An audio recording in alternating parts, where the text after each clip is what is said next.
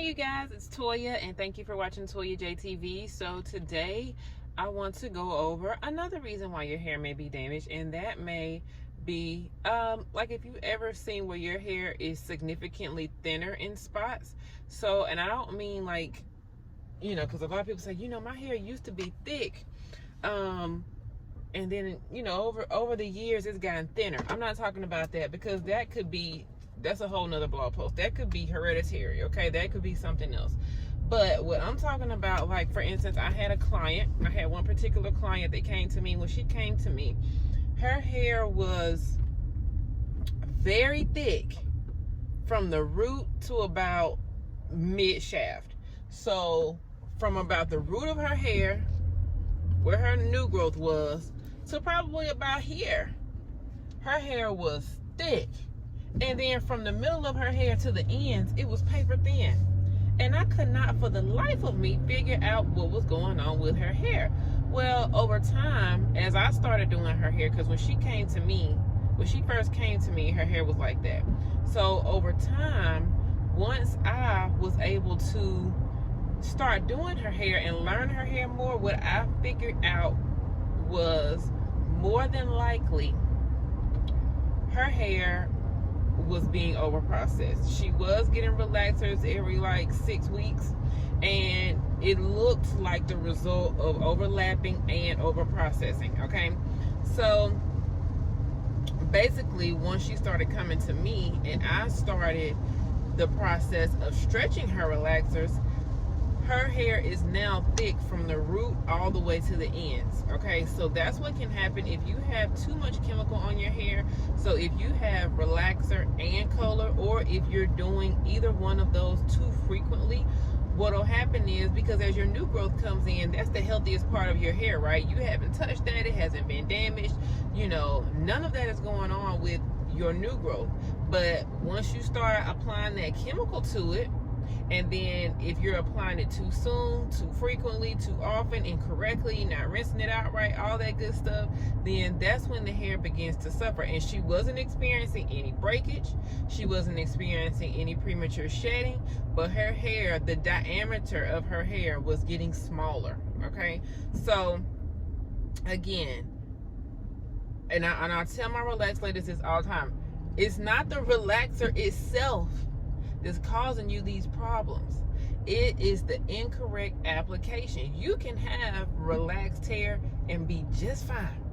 I know plenty of natural girls that they always say, if I thought my hair could be healthy with a relaxer, I would get one. It can be, but you have to do things the right way.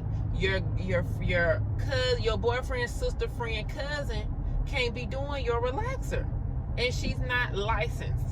Okay, and she doesn't have a specialty in relaxed hair. No, ma'am. You're not going to get the results that you want, and then you're going to be like, oh, that relaxer took my hair out.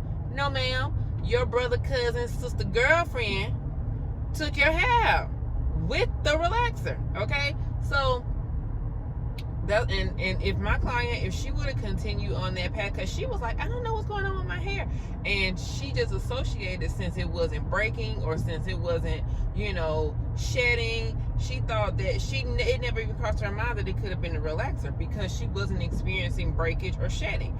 But that is not normal for half of your hair to be thick and then the other half of your hair to be thin. And the reason why I'm pretty much 100% positive that it was the chemical is because, again, the ends of your hair are the weakest.